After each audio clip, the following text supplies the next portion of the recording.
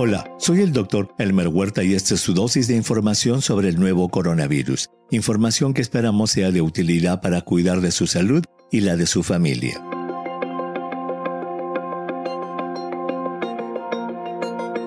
Hoy veremos si, como piensan algunas personas, las infecciones que están ocurriendo después de la vacunación deben considerarse un signo de fracaso de las vacunas. El asunto es que ya han pasado más de 18 meses desde que la pandemia se inició en Wuhan y la tan esperada vacuna está con nosotros, existiendo lamentablemente una severa inequidad en su distribución y utilización.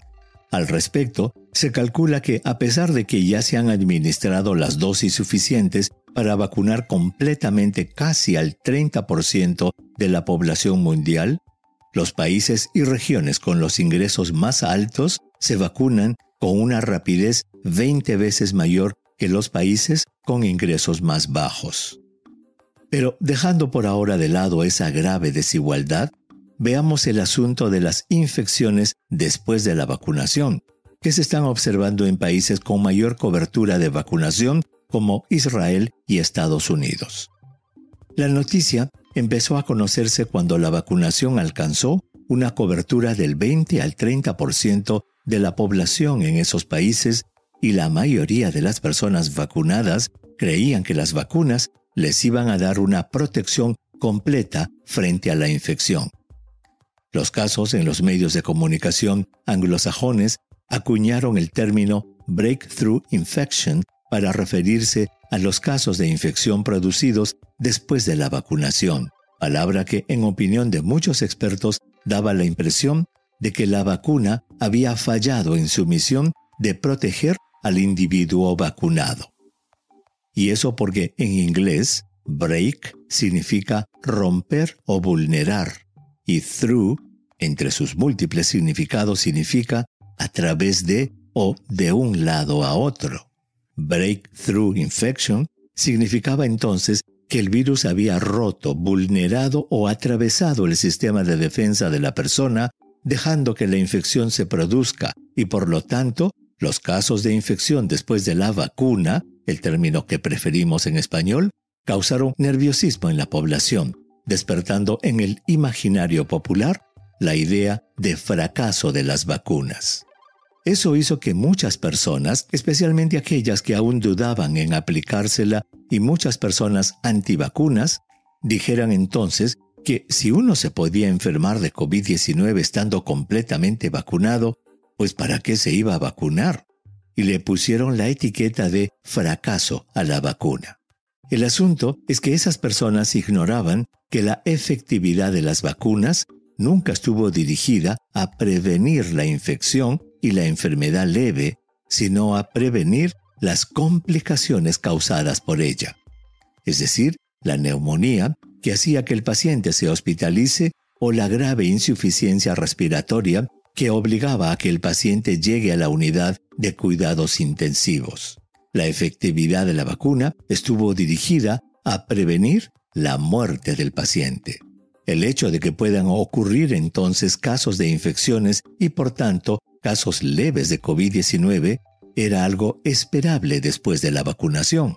Al respecto, sabiendo que existen limitaciones para calcular el número exacto de casos de infecciones después de la vacunación, especialmente de los asintomáticos, un análisis de datos de los CDC llevado a cabo por CNN encontró que entre más de 164 millones de personas completamente vacunadas contra COVID-19 hasta principios de agosto en Estados Unidos, en un momento en que aún no se tenía la variante Delta, se vio que menos del 0,001% de esas personas, o sea, 1.507, murieron, y menos del 0,005%, o sea, 7.101, fueron hospitalizadas con COVID-19.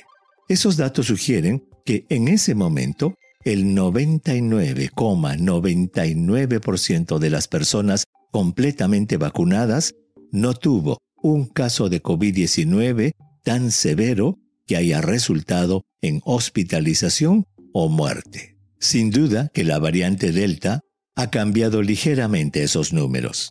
Al respecto, un estudio de la Kaiser Family Foundation, publicado en julio, encontró que en los 18 estados que les proporcionaron datos, al menos el 95% de las hospitalizaciones y muertes por COVID-19 ocurrió en personas no vacunadas o solo parcialmente vacunadas.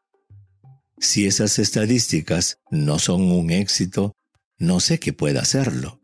Esos números son evidencia contundente de lo bien que está funcionando la vacuna hasta el momento y que el hecho de que se puedan producir infecciones después de la vacuna no debe ser considerado como un fracaso.